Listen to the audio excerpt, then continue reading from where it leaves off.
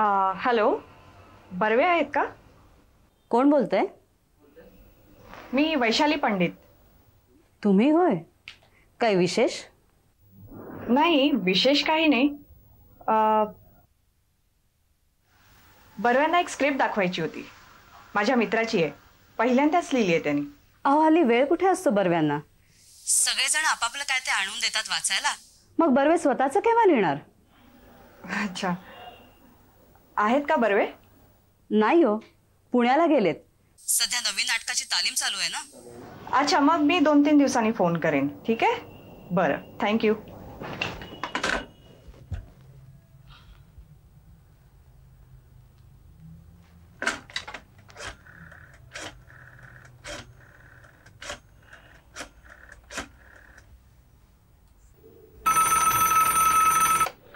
Hello. Hello Nagesh, मी वैशाली. काय cover तयार आहे का? हा हो, तयार आहे. कधी येतेस न्यायला? आत्ता? हो, ये की. नागेश, आपण असं करूया का, लंचला मला काहीच अपॉइंटमेंट्स नाहीये. तू काय करतोयस? ये ना इथेच. नाही, तसं काही नाही आहे. हा, व्हेरी गुड. मग तू इथेच ये ना, माझ्या कॅन्टीन मध्ये लंच करूया. ओके? काय मग येतोयस ना? हा हो. Very good. मग कवर आपण तेव्हाच डिस्कस करू. ओके? ठीक आहे. अरे हो नागेश, तुला एक सांगायचं होतं. त्या दिवशी तू ओळख करून दिली होतीस ना, ती तुझी मैत्रीण इंदू कोलटकर. फार गोड मुलगी आहे रे, अगदी चुणचुणीत. मी पुन्हा भेटणार आहे तिला. अरे त्या दिवशी आम्ही एकत्र नाही का गेलो, इतक्या गप्पा मारल्या. इतकं छान बोलते रे ती. लागवी आहे, हुशार पण आहे. मी फक्त 10 मिनिटं तिच्याशी बोलले, पण मला इतकी आवडली ती. बरं मग तू असं कर ना, 12-12:30 पर्यंत ये, आपण बसून गप्पा मारू. हा हा, येतो. पाऊणपर्यंत येतो. बरं ठीक आहे. Bye bye.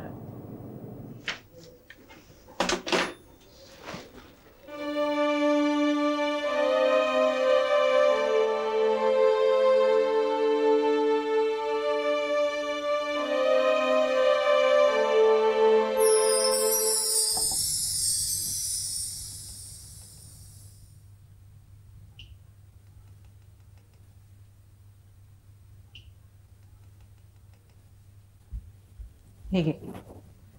बरं झालं तू इथेच आलीस ते. पहाटे 4ची फ्लाईट होती. रात्रभर एअरपोर्टवर काय करणार होते. मुंबई सोडल्यापासून आपल्या निवांत गप्पा सुद्धा झाल्या नव्हत्या. म्हणलं यावं तुझ्या घरी. बरं केलंस. बरं मला सांग, राहुल काय करतो ग फ्लॉरिडाला? करतो काय काय टेक्निकल.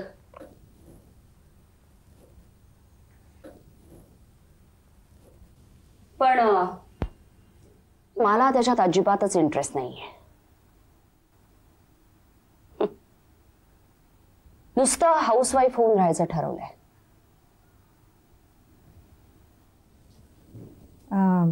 नाही, तरी पण विचार कर एकदा.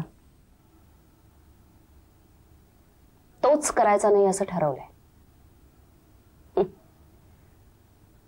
ताई कशा आहेत ग? विषय टाळू नकोस.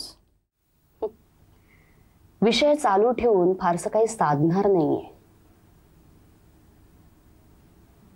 वैशाली, तुला जमलं.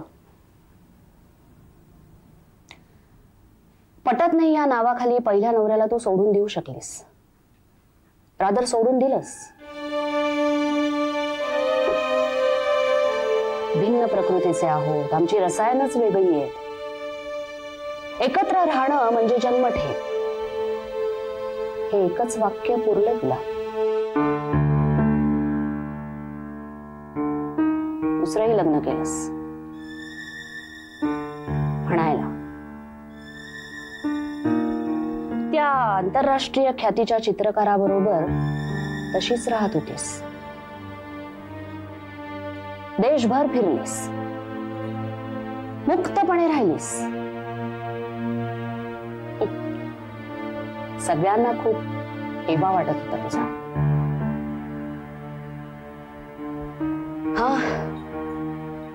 काही दिवसांनी तसं एकत्र राहणं सुद्धा बंद केलंस.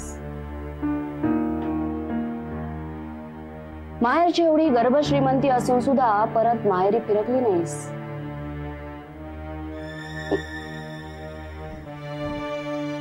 पहिल्या लग्नात मिळालेला हा फ्लॅट आता उघडलायस आणि एकटी राहतेस. सोपं असतं सगळं नाही.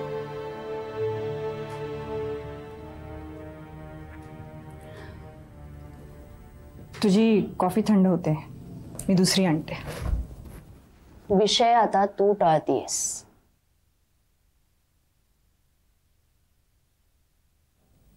आपलं आयुष्य कसं जगावं हे माझं मलाच ठरवायचंय. अगदी लहानपणापासूनच हे स्वातंत्र्य मी जपत आले. अगं एकटं राहण्यात पण गंमत असते. हो, कधी कधी एकटे पण अंगावर धावून येतं. घरच्या भिंती आकुंचित होतात आणि कधी कधी उदासही वाटतं फार. पण तरी आय एम व्हेरी हॅपी. मी एका मोठ्या कंपनीत PRO आहे. खूप लोकांना भेटते, फार हिंडते, आपलं काम सुद्धा एन्जॉय करते. बस दुसरं काय हवं. खरंय, दुसरं काय हवं.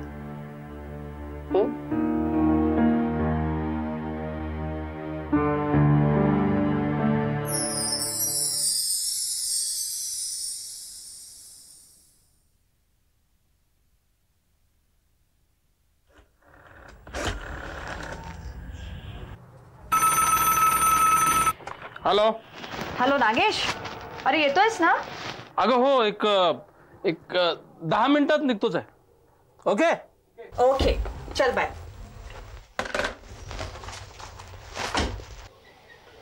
Wow, fantastic. थँक्यू. एखाद्याला मनसोक्त न्याहाळून तृप्त होण्यात काय अपराध आहे.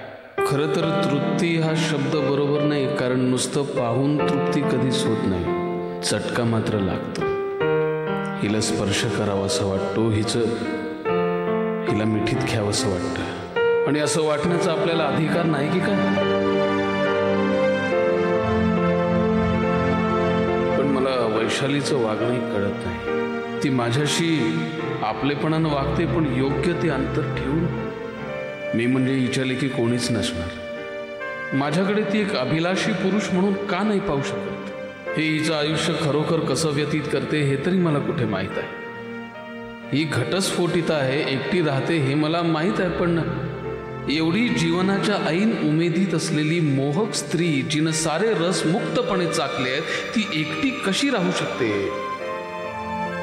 नाही, ही वासनामुक्त असणं शक्यच नाही. हिला कुणीतरी जवळचा मित्र असलाच पाहिजे.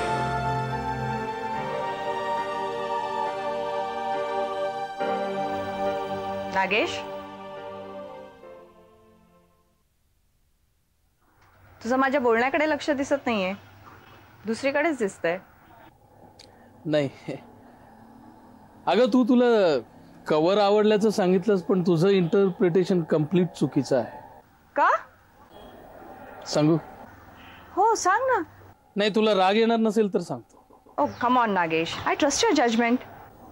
खरं म्हणजे सांगू नये, पण सांगतो. हे बघ, कारण मी स्वतःला कवी समजतो. मला असं वाटतं की माझं हे चित्र त्या कवितांवरची कठोर टीका आहे. त्या कवीच्या भावविश्वावर, त्याच्या कल्पनांवर, त्याच्या काव्य कल्पनांवर कठोर टीका आहे. हे चित्र असं सांगतं की चित्रकाराला या कविता अजिबात आवडलेल्या नाहीत, आणि मला सुद्धा खरंच आवडलेल्या नाहीत. या कवितेतलं दुःख अतिशय मवाळ आहे. अगं, क्षुद्र, कुठलं तरी खोटं दुःख जपणाऱ्या कविता आहेत असं मला वाटतं.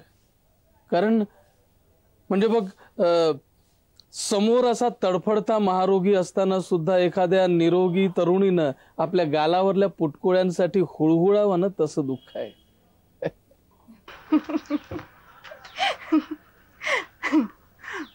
मला आवडलं तुझं म्हणणं, विशेषतः गालावरच्या फुटकुळ्यांची उपमा.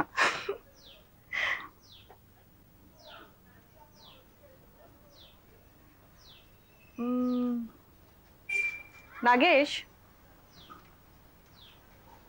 तुझं म्हणणं मला पटतं एक दृष्टिकोन म्हणून, पण तो तुझा स्वतःचा दृष्टिकोन म्हणून. तुझं म्हणणं मला पटतं एक दृष्टिकोन म्हणून,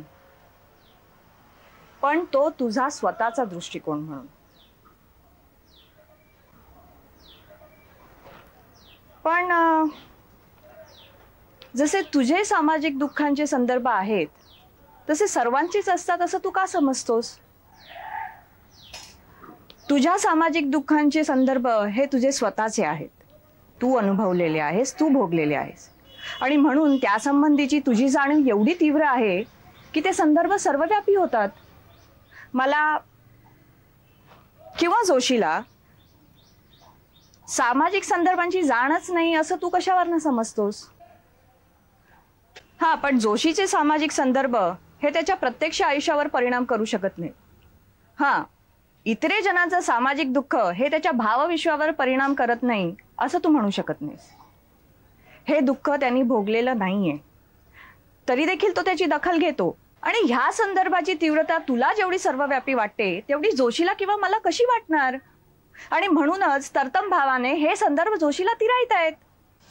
त्याचं वैयक्तिक दुःखच त्याला अधिक मोलाचं आणि आधाराचं आहे, सर्वव्यापीही आहे, अधिक गडद आणि वेदना देणारं सुद्धा आहे. तुला मी कसं एक्सप्लेन करू नागेश?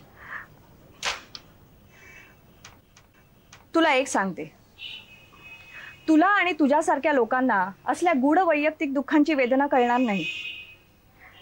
तुम्हालाही ती दुःख तेवढ्याच प्रमाणात असतात, पण तुम्हाला तुमच्या सामाजिक दुःखांच्या प्रशस्त खांद्यावर मान टाकून दिलासा घेता येतो. आपल्या गूढ दुःखांची तीव्रता कमी करता येते, पण ती सोय आम्हाला नाही रे. आणि म्हणूनच आमची शूद्र वैयक्तिक दुःख कशी जळतात, तापदायक होतात, आणि त्याचा कसा भयानक वैश्विक आकार होतो हे मी तुला कसं सांगू? खरोखर नागेश, केवळ आपल्या एकट्याचं दुःख, केवळ आपल्या एकट्याचं, की जे दुसऱ्या कुणाबरोबरही वाटता येणार नाही, अनुभवता येणार नाही, सांगता येणार नाही, आणि कुणीच समजू शकणार नाही, ह्याची वेदना किती कळ मारणारी असते ह्याची तू कल्पना कर. म्हणजे मी तुला काय म्हणते ते तुला पटेल. अँड माइंड यू, हेच दुःख सर्वात श्रेष्ठ आहे असंही मी म्हणत नाही, मुळीच नाही. पण याही दुःखाची दखल घ्यायची नाही असं तू का म्हणतोस? तू ही कवी आहेस नागेश. नाही, तू गैरसमज करून घेऊ नकोस, पण वैयक्तिक दुःख मला आवडत नाही असं नाही. किंबहुना माझं वैयक्तिक दुःख समाजाच्या फुफाट्यामध्ये अधिक जळून तावून सुलाखून जास्त डागण्यात येतं असं नाही वाटत तुला? शक्य आहे खरंच. हे बघ, कवीचा मोठेपणा आहे तो या सर्व छोट्या संदर्भातून बाहेर पडून अधिक व्यापक आणि सर्व समस्यांना हात घालणारे संदर्भ शोधण्यामध्ये. म्हणूनच या छोट्या दुःखांमध्ये मी जेव्हा अडकतो, मी जेव्हा बळी पडतो या दुःखांना, तेव्हा मलाही माझ्या कविता नाही आवडत. तुझे मानदंड कठोर असतील, पण माझे नाहीत. नाही, माझेही नाही आहेत, माझे तेवढे कठोर नाही आहेत. माझं कसं होतं तुला सांगतो. हे बघ, मला कविता आवडूनही नाही आवडत, म्हणजे हृदयाला भिडतात पण डोक्याला पटत नाहीत. कविता कशी हृदयाला आणि डोक्याला दोघांनाही भिडली पाहिजे, पटली पाहिजे, नाही का? छान.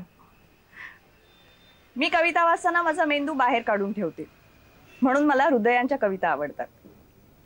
तूही तसंच कर ना. हो.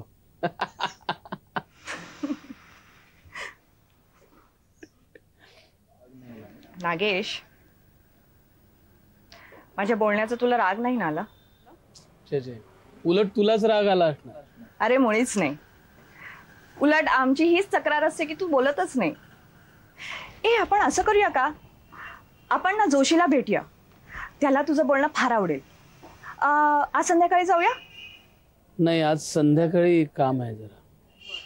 बरं मग मी ठरवून तुला सांगते. चालेल? As you wish. ओके.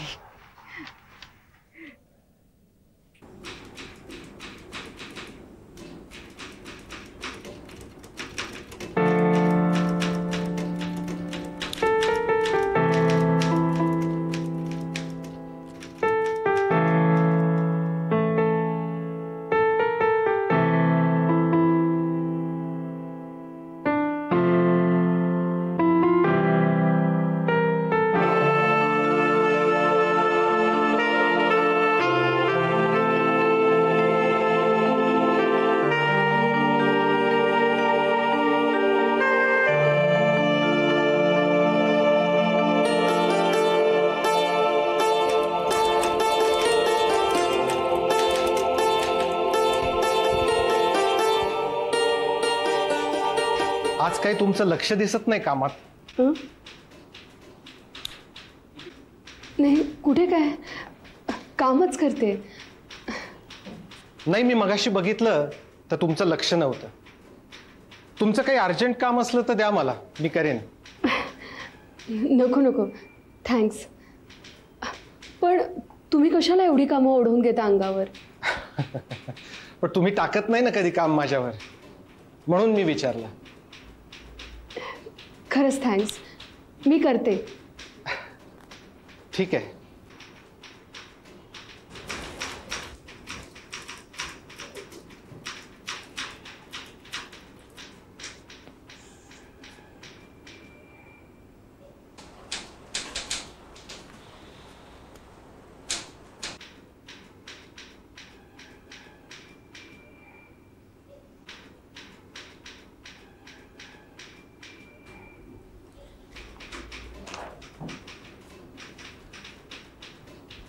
राग येणार नसेल तर एक विचारतो.